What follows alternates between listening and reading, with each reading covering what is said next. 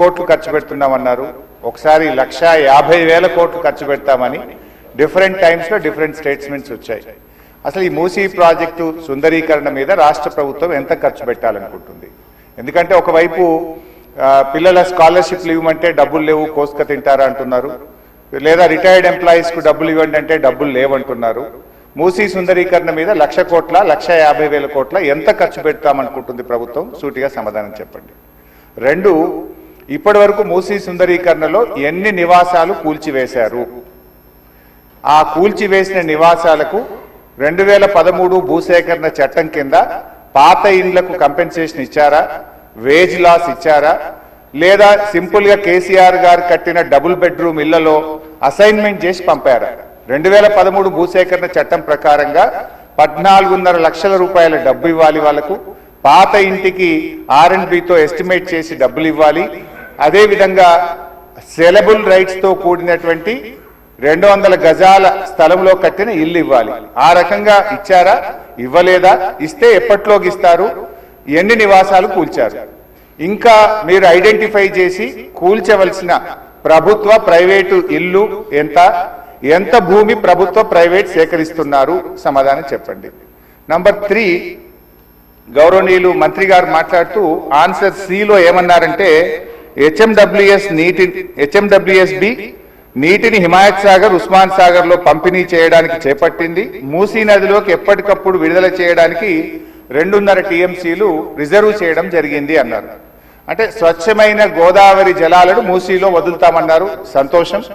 మరి ఈ 2.5 టీఎంసీల గోదావరి జలాలు ఎక్కడి నుంచి తెస్తున్నారు? గత ప్రభుత్వం కాళేశ్వరంలో భాగంగా నిర్మించిన మల్లన్న సాగర్ నుంచి నీళ్లు మూసీకి తెస్తున్నారా, ఇంకెక్కడి నుంచి అంటే గాల్లో నుంచి తెస్తున్నారా? ఆ 2.5 టీఎంసీలు కాళేశ్వరం ప్రాజెక్టులోని మల్లన్న సాగర్ నుంచి వస్తున్నాయా, ఎక్కడి నుంచి వస్తున్నాయో సమాధానం చెప్పండి. తర్వాత అధ్యక్ష, ఈ మూసీ మీ నియోజకవర్గంలోని వికారాబాద్ నుంచి ఆ అనంతగిరి కొండల నుంచి స్టార్ట్ అవుతుంది. గత ప్రభుత్వం మూసీలోకి మురికి నీరు రాకుండా ఉండాలని దాదాపు 32 ఎస్టీపీలు కట్టాం. అందులో ఒకటి మన వికారాబాద్ దగ్గర కూడా ఒక ఎస్టీపీ కట్టాం. ఇవాళ ఆ ఎస్టీపీని మెయింటైన్ చేయక మోటార్లు బీకేసిండ్రు, గడ్డి పెరిగింది.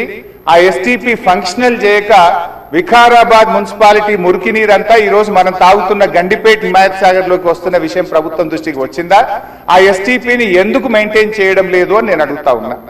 గత ప్రభుత్వ హయాంలో మేము మూసీలోకి మురికి నీరు రాకుండా ఉండాలని 32 ఎస్టీపీలు కట్టాం. మరొక 39 ఎస్టీపీలు కట్టడానికి కేంద్ర ప్రభుత్వానికి అమృత్ పథకం కింద మేము ప్రతిపాదనలు పంపాం. అవి మంజూరు వచ్చాయా, ప్రారంభించారా, ఏ దశలో ఉన్నాయో సమాధానం చెప్పండి. తర్వాత అధ్యక్ష, చివరి క్వశ్చన్, మరి మొన్న వరదలు వచ్చినప్పుడు మూసీ గేట్లు ఒకేసారి తెరిచి ఉద్దేశపూర్వకంగా ప్రజల ఇండ్లు మునిగిపోవాలి, రోడ్లు మునిగిపోవాలని ఈ ఉద్దేశపూర్వకంగా గేట్లు ఎత్తి ముంపు గురి చేసిన విషయం ప్రభుత్వం దృష్టికి వచ్చిందా? ఎందుకంటే పైన ఎంత వర్షం పడుతుంది, ఫ్లడ్ ఎంత ఉన్నదో చూసుకొని ముందే గేట్లు కొద్దిగా ఎత్తితే స్లోగా గ్రాడ్యువల్ గా ఫ్లడ్ బయటకు పోతుంది. కానీ గేట్లు నింపి ఆపిపెట్టి ప్రాజెక్టు మొత్తం నిండిన తర్వాత ఒకేసారి గేట్లు తెరవడం ద్వారా ఓఆర్ఆర్ యొక్క మరి పక్కనుండేటువంటి రోడ్లు కానీ, ఓఆర్ఆర్ యొక్క మన పక్కనుండే రోడ్లు, ఇండ్లు ముంపు ఉద్దేశపూర్వకంగా కావాలనే ప్రభుత్వ పెద్దల యొక్క ఆదేశాలతో ఈ గేట్లు ఎత్తి ముంపు గురి చేసిన విషయం ప్రభుత్వం దృష్టికి వచ్చిందా? ఎందుకు ఆ రకంగా గేట్లు ఎత్తారు? ఒకవేళ ప్రభుత్వానికి ఆ ఉద్దేశం లేకపోతే ఆ అధికారుల మీద ఏమైనా చర్యలు తీసుకున్నారా? సూటిగా సమాధానం చెప్పాలని చెప్పి నేను కోరుతా ఉన్నా అధ్యక్ష. చివరిగా నేను చెప్పేది, మీరు పేదవాళ్ళ ఇండ్లకి రాకండి. మూసీ సుందరీకరణ పేరిట పేదల ఇండ్లు కూలగొడితే బీఆర్ఎస్ పార్టీ సీరియస్ గా వ్యతిరేకిస్తుంది. అవసరమైతే బుల్డోజర్లకు అడ్డంగా పడుకోనైనా అడ్డుకుంటామని గతంలో చెప్పాం. ఖాళీ స్థలాలు ఉన్నాయి, మీరు ఖాళీ స్థలాల్లో దాన్ని డెవలప్ చేయండి. మూసీలోకి గోదావరి నీళ్లు తెండి, మురికి నీరు లేకుండా చూడండి. కానీ మూసీ పేరిట పేదల ఇండ్లు కూలిస్తే మాత్రం బీఆర్ఎస్ పార్టీ ఎంత మాత్రం ఒప్పుకోదని మీ ద్వారా ప్రభుత్వాన్ని తెలియజేస్తున్నాం.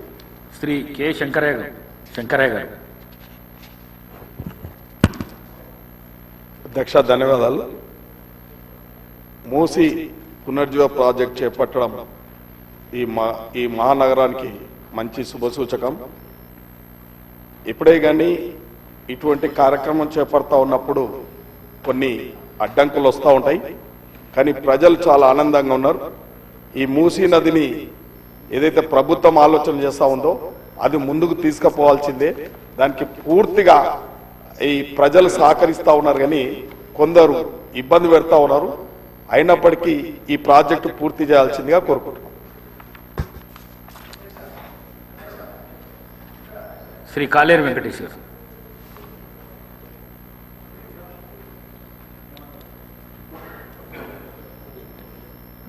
మొత్తము హైదరాబాద్ నగరంలో ఉండే కాన్స్టిట్యున్సీలలో అంబర్పేట కాన్స్టిట్యున్సీ మూసీ ప్రవాహక ప్రాంతంలో 5 కిలోమీటర్ల వరకు